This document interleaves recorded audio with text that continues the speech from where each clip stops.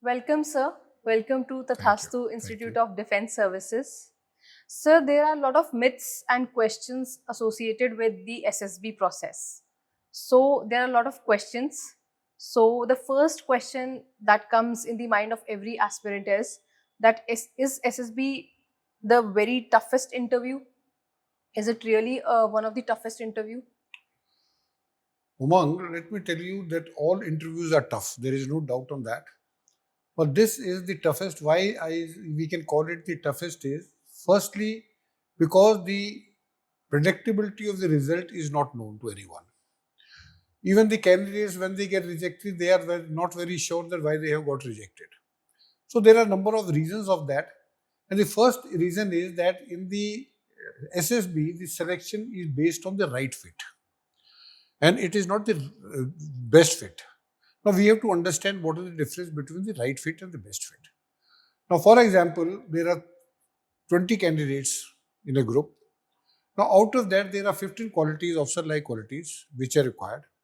So, out of those 20 candidates, if there is no candidate who has got those 15 qualities, then all 50 will get rejected. But if all 20 have got those 15 qualities, then all will get rejected. But in other organizations, what happens is, suppose there are 200 candidates and there are 10 vacancies.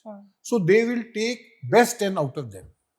So that is the difference. That is why you realize that there is, except for now, I think Air Force, in the Army and Navy, there is still shortages of officers. In our country where there is so much of unemployment, it is not that the candidates are not available. It is that the organization, the armed forces, does not want that to fill the vacancy. They want that those vacancies should be filled by the right fit candidates. That is one reason. The second reason is that there is a three-pronged selection style.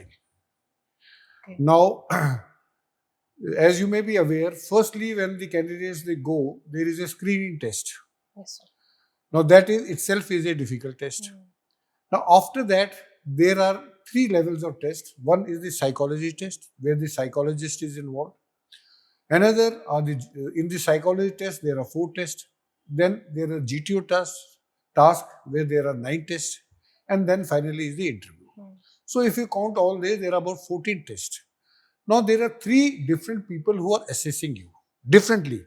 Unlike in other cases where during the interview there are panelists, 4 or 5 panelists are sitting there. They are listening the same answers, and based on these answers, they are having their own assessment. And normally, what happens is when the candidate leaves, all the panelists they discuss, and then they decide whether to select him or not. In this case, it is totally different. इसमें क्या है कि psychologist ने आपको आपके दिमाग में क्या है मेंटल थिंकिंग उसकी साइकोलॉजी से आपको असेस किया. उसके बाद जब आप जीटीओ के पास जाते हैं तो जीटीओ आपको जो नॉट टेस्ट है ही assess you in your group compatibility और योर सोशल एडेप्टेबिलिटी. तो उसमें वो चेक करता और उसके बाद इंटरव्यूइंग ऑफिसर आपको जो है आपके इंटरव्यू लेता. उसके बेस पे तो these 3 people have assessed you at different time of point of time and on different test. तो उसके बाद जब वो तीनों के दिमाग में फिर एक खाका आ जाता है कि this candidate has this personality, और ये आपस में they don't know what other person has assessed.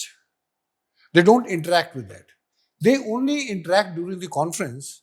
उस समय जो अगर डाउट होता है, फॉर एग्जाम्पल जीटीओ ने समझ लो उसको सेलेक्ट कर लिया और साइकोलॉजिस्ट ने नहीं किया, then they have the discussion.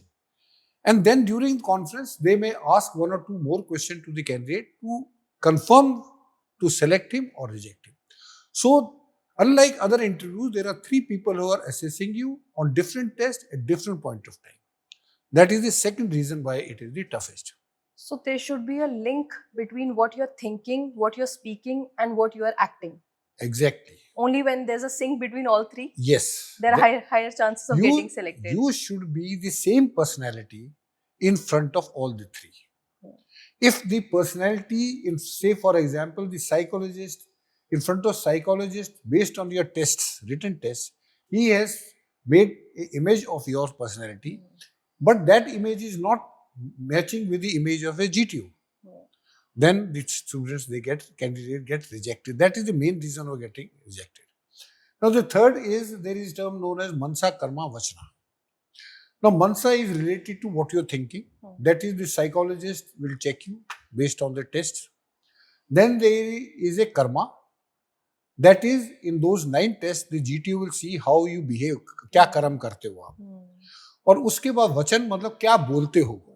तो आपका दिमाग, आपका बोल और आपके कर्म तीनों के तीनों जो है चेक किए जाते हैं डिफरेंट आदमियों से, और इसलिए और डिफिकल्ट हो जाता है.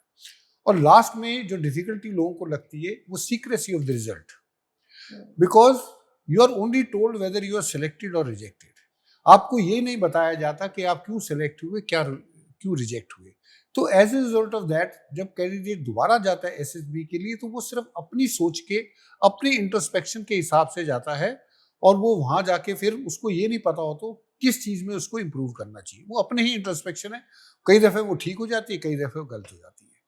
तो इसलिए ये जो वजह है, इसमें जो आप देखेंगे कि 2 वजह जो मेन है, वो पहली वजह तो ये कि राइट फिट, वैकेंसी नहीं भरना जरूरी नहीं है. पूरा का पूरा अगर बैच वॉश आउट हो जाता है तो कोई प्रॉब्लम नहीं है. और दूसरा, क्योंकि 3 आदमी अलग अलग तरीके से आपको असेस कर रहे हैं, तो उन तीनों में एक ही पर्सनैलिटी जब तक उभर के नहीं आएगी तब तक आप जो है सेलेक्ट नहीं हो सकते. और उसका सबसे बड़ा कारण ये है कि लोग जो है लोगों की बातें सुन के जो है आंसर्स देते हैं, जिसकी वजह से उनकी पर्सनैलिटी उभर के नहीं आती. ये वजह है.